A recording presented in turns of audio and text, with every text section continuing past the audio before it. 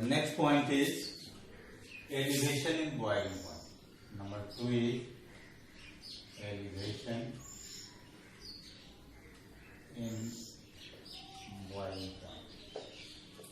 Now here, when a non-volatile solute is added to a pure solvent, its vapor pressure decreases, but at the same time its boiling point increases. So the increase in boiling point of the solution when it is added with a non-volatile solute is called elevation in boiling point. So this is represented by delta TB, and this is is equal to Kb into M. This is represented by delta TB is equal to Kb into M, where delta TB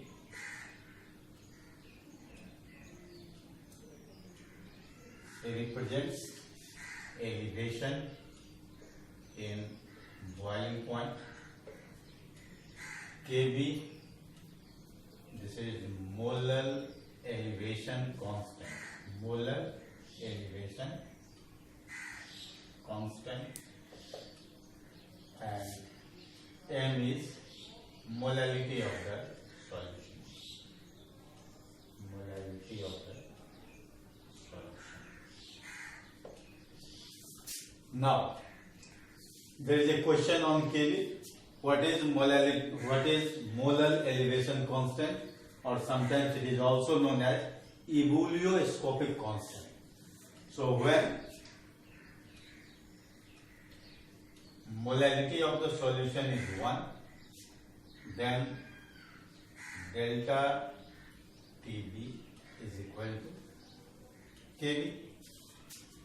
So molar elevation constant can be defined as it is elevation in boiling point of the solution whose molality is 1, and the unit of Kb, better we say, is equal to kg per mole, or K means Kelvin, Kelvin per molality, Kelvin per molality. So either K kg per mole or Kelvin per molality. Similarly,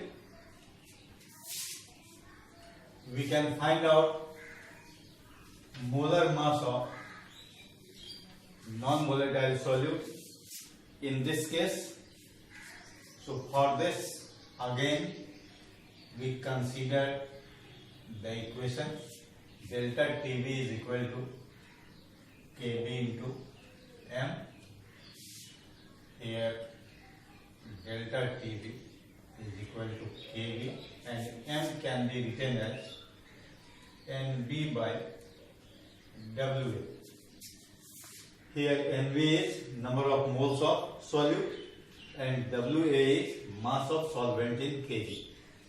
So this is molality, number of moles of solute divided by mass of solvent in kg. So Wa is in kg. So delta T is equal to Kb into Nb can be written as Wb by Mb into Wa, and we can easily find out Mb, that is molar mass of non-volatile solute, even in this case. So Mb is equal to Kb into Wb whole divided by delta Tb into W. Here we have to write Wa is in kg. If it is given in gram, if WA is in gram, then it must be converted into kg. Then the formula will be written as MB is equal to KB into WB into 1000 whole divided by delta TB into WA. So here also we can find out MB in this case if the rest of the values are given. So MB can be calculated in relative loading of vapor pressure case and elevation of boiling point case. Now third one is depression in freezing point.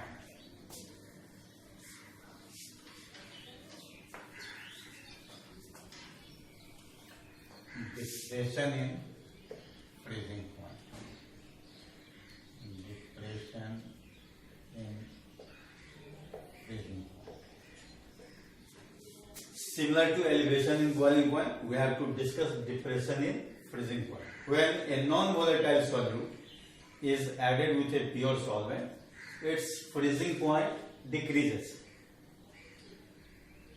Vapor pressure increases, but freezing point of the solution decreases. This is called depression in freezing point, and this is represented by delta TF is equal to Kf into M. So here Kf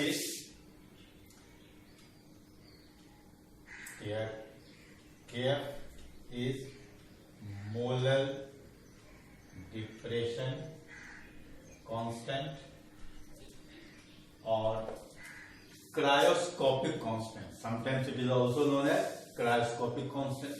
So similar to molar elevation constant, we can also define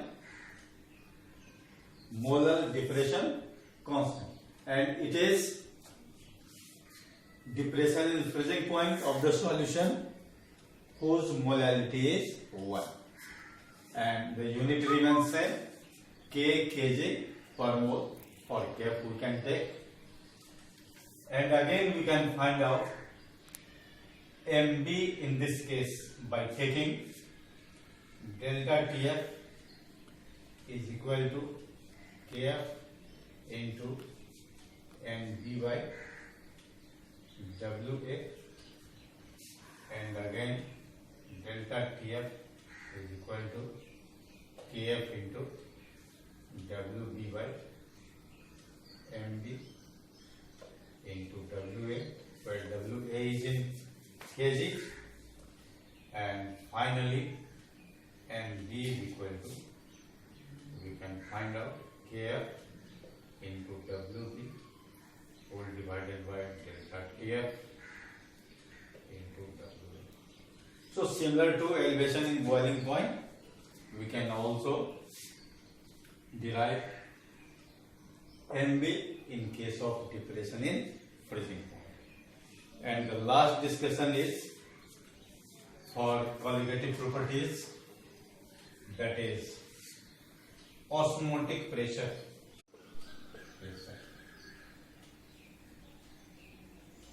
This is generally represented by pi.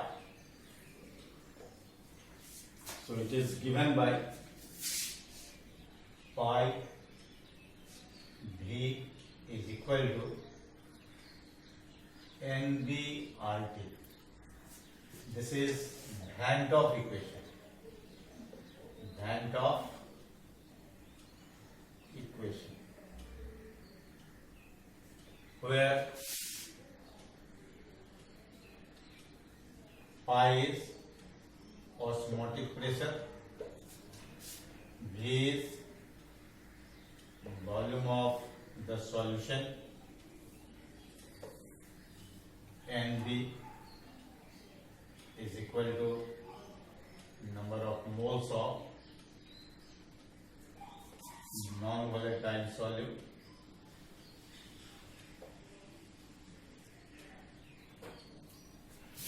R is similar to gas constant, here is solution constant,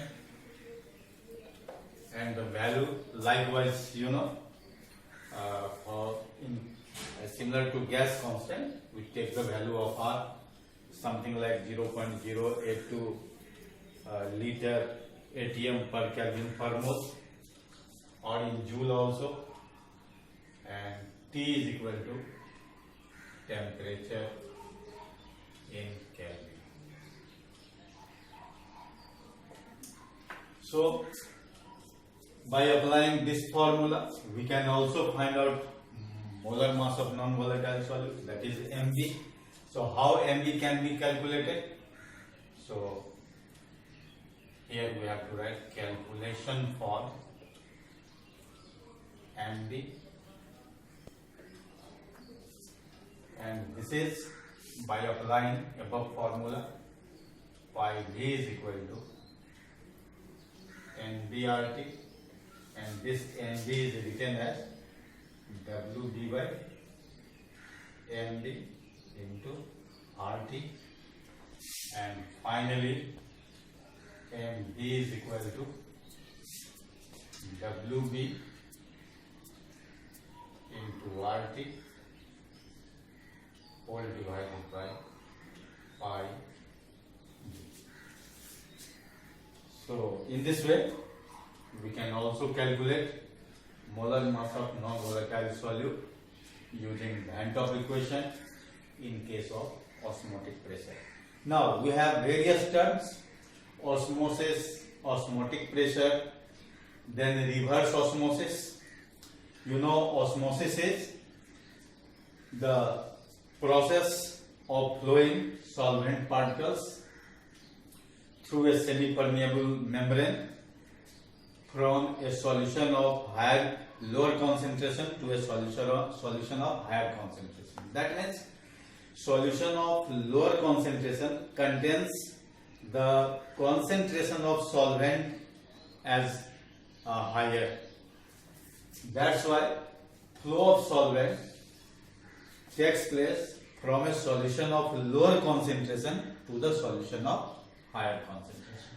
So this is osmosis.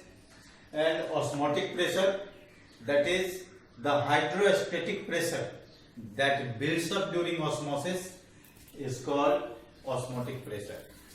We have a lot of definitions for osmotic pressure similar to this. However, any definition can be given. If you are giving the pressure exerted on the solution of higher concentration to stop osmosis, this is also called osmotic pressure. And a reverse osmosis is the flow of solvent particles takes place from a solution of higher concentration to the solution of lower concentration if extra pressure more than the osmotic pressure is applied to the solution having higher concentration. So this is a reverse osmosis, and very important example of a reverse osmosis is desalination of seawater. How to obtain salt from sea? This is through a reverse osmosis by using a semi-permeable membrane, and the name of the membrane is cellulose acetate. This is one of the important questions also in CBSE board point of view. Okay.